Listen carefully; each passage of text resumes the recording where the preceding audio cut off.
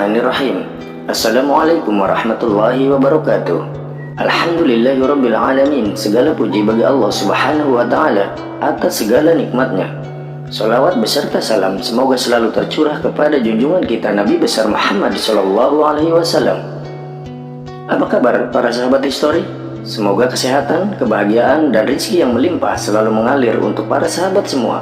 Dalam video kali ini, Histori akan menyajikan sebuah tema yang berjudul Mengenal Dajjal, agar kita tahu kekuatan dan kelemahannya, sehingga jika kita ditakdirkan untuk berjumpa dengan Dajjal, maka kita akan tahu bagaimana cara menghadapinya sesuai dengan yang diajarkan Rasulullah Muhammad SAW. Dajjal adalah seorang manusia yang ditangguhkan ajalnya hingga akhir zaman.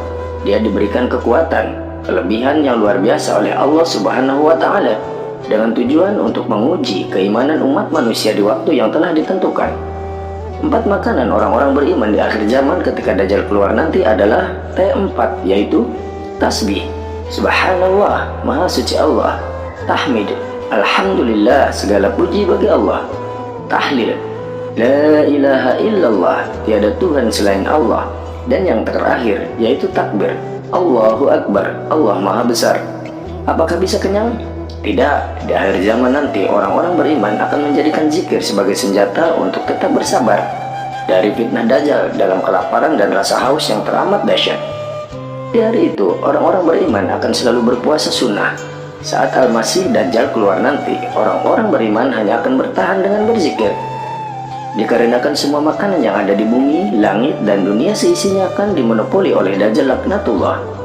Beberapa kelebihan yang diberikan Allah Subhanahu wa Ta'ala kepada Al-Masih Dajjal: mampu menyuburkan tanaman, bisa menurunkan hujan, bisa menghidupkan orang mati, padahal semua itu hanya manipulasi iblis, sanggup membawa neraka dan surga di kedua belah tangannya walaupun palsu. Bagaimana Dajjal mampu mengelilingi dunia selama 40 hari tanpa satupun yang terlewati kecuali kota Makkah dan Madinah, karena kota Makkah dan Madinah dijaga oleh para malaikat. Ketahuilah saudaraku bahwa pergerakan Dajjal itu bagikan hujan yang ditiup angin, sangat cepat dan tak tersentuh waktu. Kemudian Dajjal akan menjadi pemimpin dunia. Semua pemerintahan dunia akan berada di bawah kendalinya. Semua pengikutnya mengakui bahwa Dajjal adalah Tuhan. Siapapun yang mengakui bahwa Dajjal adalah Tuhan, maka dia akan kafir, tetapi dia akan mendapatkan kesejahteraan dan kemewahan dunia. Bagi orang beriman yang tidak mengakui Dajjal sebagai Tuhan, maka hidupnya akan menderita dalam kesengsaraan yang luar biasa.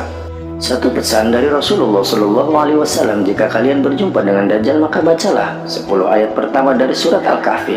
Sabda Rasulullah Muhammad SAW, barang siapa yang menghafal 10 ayat pertama dari surat Al-Kahfi, maka ia akan terlindung dari fitnah Dajjal. Hadis riwayat Muslim.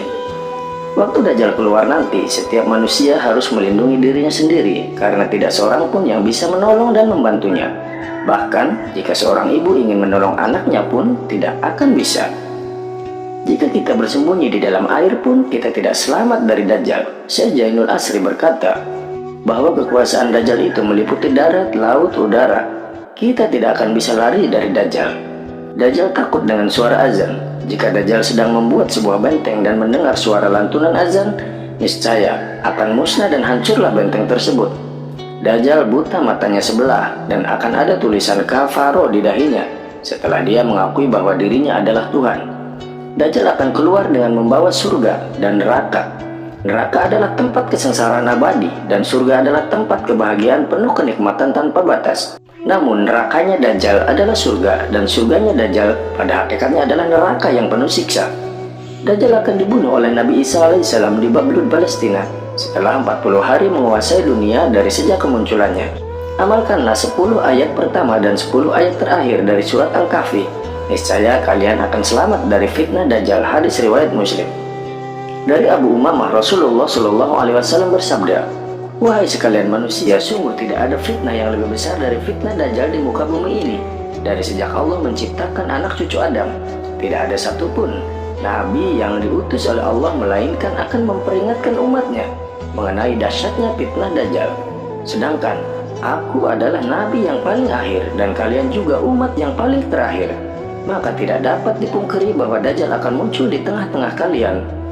Bagi orang yang malas untuk mencari tahu perkara Dajjal ini, celakalah mereka.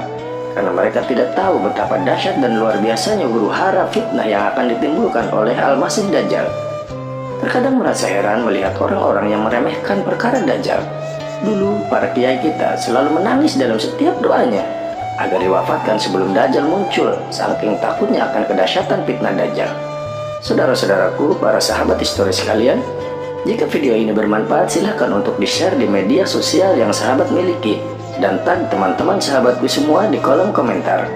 Rasulullah Shallallahu Alaihi Wasallam bersabda, barang siapa yang ditanya suatu ilmu pengetahuan lalu ia menyembunyikannya, maka di hari kiamat nanti Allah akan mengekangnya dengan kekang dari api neraka. Terima kasih. Barakallahu fikum. Wassalamualaikum warahmatullahi wabarakatuh.